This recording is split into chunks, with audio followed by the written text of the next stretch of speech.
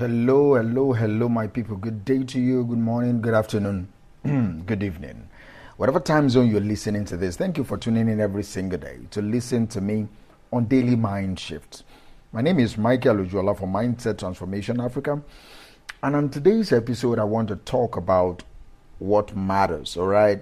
What matters. Let me anchor today's episode on this statement. In life, it is never what it is that matters, but how you hold it that counts.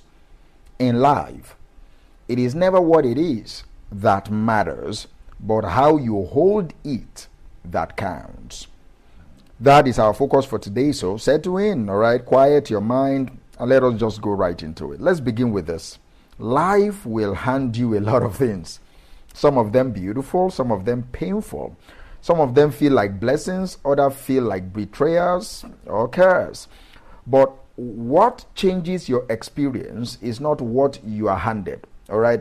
It is what you do with what you are handed, how you hold on to it. You can either hold a moment or a moment can hold you hostage. Think about that. Have you ever been through something hard, and you found yourself stuck in it for days, for weeks, even for years after it has ended? That is not because the thing was inherently strong. It is because of how you held it. See, some people hold on to bitterness like it is their lifeline. Others hold the same experience and somehow they found wisdom, compassion, and perspective from and in it. How is that possible? It is possible because pain is neutral until you give it meaning. Pain is neutral until you give it meaning. The meaning you assign is the container you choose. And that container determines whether you are holding becomes healing or it harms you. That container determines whether what you are holding becomes healing or it's harmful to you. So here's today's first mind shift. Reframe the power of the experience by how you choose to hold it. Reframe the power of the experience by how you choose to hold it. Let me give you an image. Two people go through the same storm, all right? Go through the same experience, the same layoffs, the same rejection, the same betrayal, the same heartbreak, the same delay. One comes out wiser, the other comes out bitter. Why? Same external reality, but different internal processing, different mental posture, different mental framework, different hold. One person says, this broke me. The other person says, this shaped me. And they are both right. See, you cannot always control what happens to you, but you can always control the posture of your hold. Do you hold it as a weapon or do you hold it as a lesson? Do you cradle it with compassion or do you grip it with resentment? Your response to reality is your real power. What it is may be out of your hands, but how you hold it is always within your control. What happened may be out of your hands, but how you hold it is always within your control. That leads to today's second mind shift. Shift from control of events to control of interpretation.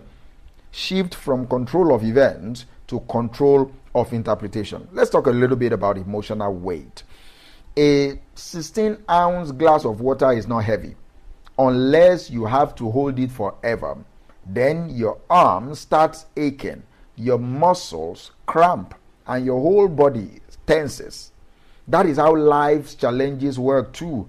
The longer you hold them the wrong way, the heavier they become. Some people are emotionally exhausted, not because of what happened, but because of how they are holding on to what happened to them without processing it, without forgiving it, without learning from it, without releasing it. The past becomes unbearable when it is gripped too tightly. You can hold grief with grace or with guilt. You can hold disappointment with understanding or with vengeance. But you cannot hold it both ways. Here's today's third mind shift.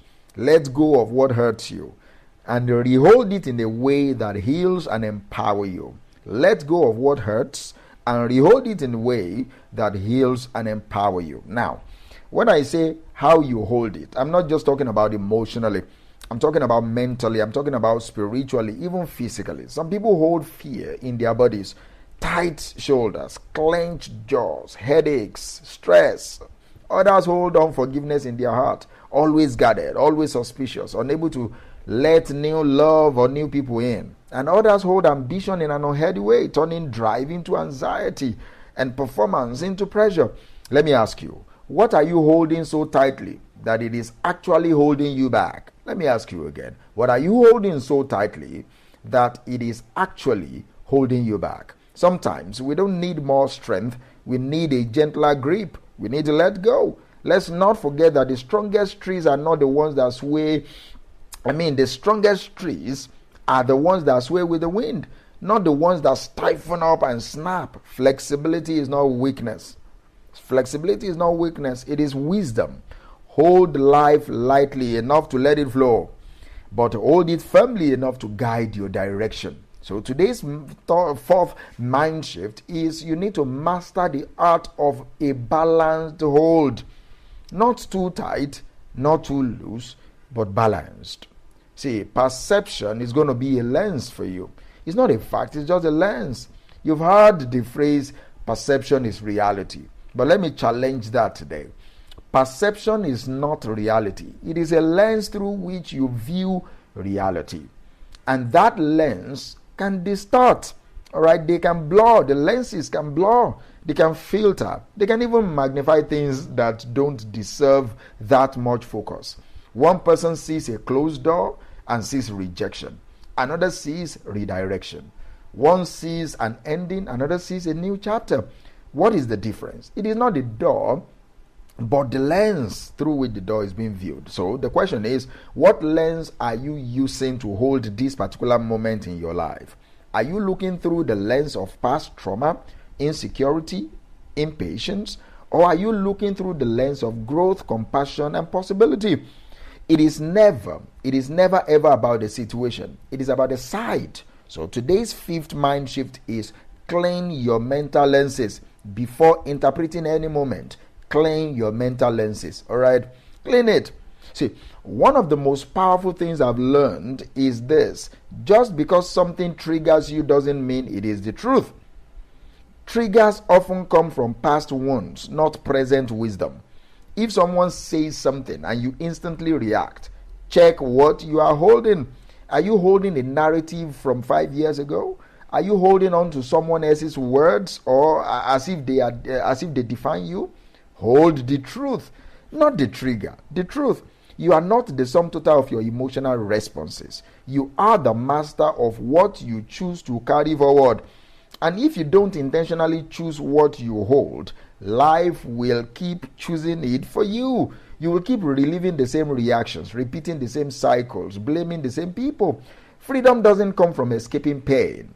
It comes from understanding it and choosing how you hold it. So today's sixth mind shift is this: exchange your triggers for truth. Exchange your triggers for truth. See, one of the highest skills you can develop in life is the art of reframing. Reframing means you look at the same event but from a new angle. It means you shift your mental hold from pain to purpose, from suffering to strength, from confusion to clarity. Reframing is not denial. It is divine perspective. It's divine perspective. It doesn't pretend the event did not happen. It simply decides that the event will not be wasted. Someone left you, reframe it. Maybe they made a space for someone better to come. You lost a job, reframe it. Maybe you lost comfort so you could gain calling. Reframing is how you turn bricks meant to bury you into stepping stones that build you. So today's seventh mind shift is this: become a master reframer. Life will feel different if you've mastered the art of reframing. So let's pause for a little bit and think like this. Everything we've said about how you hold your life also applies to how you hold yourself. So let me close with this. Are you holding yourself in love or in loathing? Do you hold your mistakes like anchors or like teachers? Do you hold your worth like hostage to your performance? Self-perception is the thermostat of your life. So I want you to release today. Some of us are holding on to things, roles, people's identities, dreams that we've outgrown. We are holding them because they are familiar. Growth requires releasing what no longer fits you. And sometimes the best way to hold something